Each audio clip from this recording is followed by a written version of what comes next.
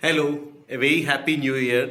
And so we are into 2020 and we are into a fresh start of doing things here, right?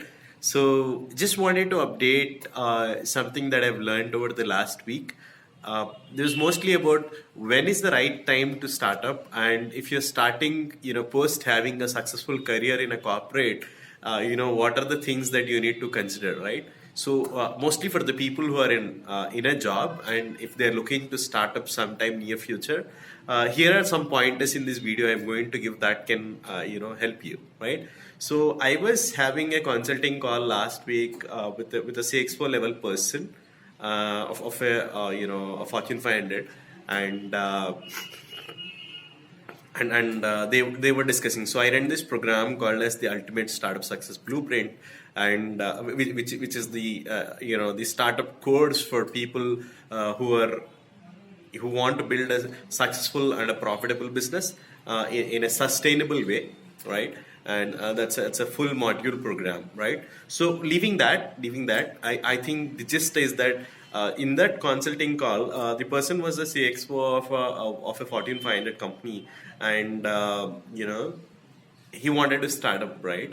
And so one of the primary topics that ran around in that call was how do I move away from this comfort of having a job that pays for all these things that I have today, and being married and having kids, and how do I make that leap of faith from a high paying job to actually a startup career.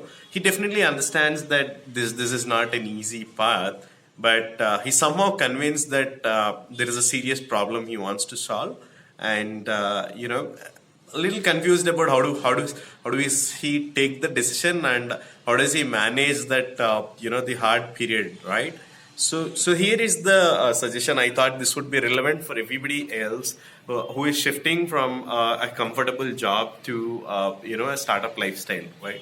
So one of the things that you need to get used to the fact is that the first 18 months so would be unpredictable. That's the hash one learning that you need to be comfortable with, right? And in these 18 months, your spend should be very minimal, right? So try to cut down your expenses, personal expenditure to the bare minimum, right? And have a savings that will see you through these 18 months, right? So if you don't have these savings, sometimes it can get very hard at you, right? And even though we put out a timeline of 18 months, the goal would be to prove something to work in the first 6 months, which is what we call as the product market fit. Like, creating the product and parallelly trying to validate it and selling in the market segments, and trying to understand whether the problem you have started with is in fact the right problem, is something that you need to persist with, right? So that learning should be done in 6 months. We should not wait a lot of time, and in fact, as quickly as possible, validating it. Probably by creating a small landing page or things like that could help, right?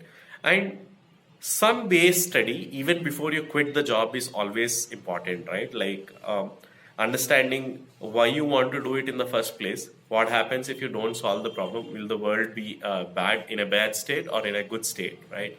And like, how much does it matter to the audience whom you are solving this problem for? So these things you can do even when you are in the job, right? Even before you quit the job. One of the things that you need to do is like make sure that your weekends, at least 4 weekends before you quit, minimum, that's the minimum, you spend the time on understanding the problem, right? Is it a problem that's hypothetically in your mind, or is it a problem for the users whom you're talking, right? So, and here the basic caveat is that don't consider all the customers in the world are my customers. Understand who in the world, for which set of people in the world, the problem you're solving is very, very big, like it's a big pain, and talk to them, right?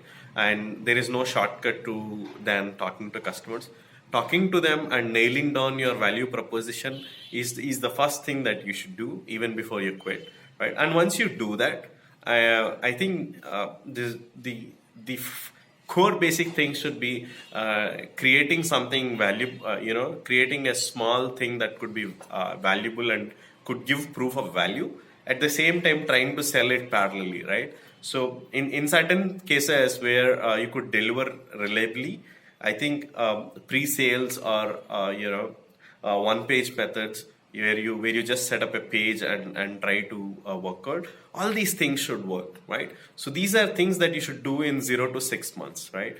And 6 to 12 months should be 6 to 18 should be all about going after break even or sustainability, and try to get it to a break even point as quickly as possible, and try to recover the capex that you have invested, the initial investment, be it from friends and family or this thing, right? So once you go to a break even point, so break even point probably from 6 to 12 months, and 12 to 18 months should be your capital recovery period. So in case you have invested more capital and you think the capex is going to recover, is going to take more time to recover, right? Then the thing you should try would be probably start pitching to investors and start seeing how your company would grow post 18 months, right? Like whether it's a initial round of capital that you would be needing, or whether you can grow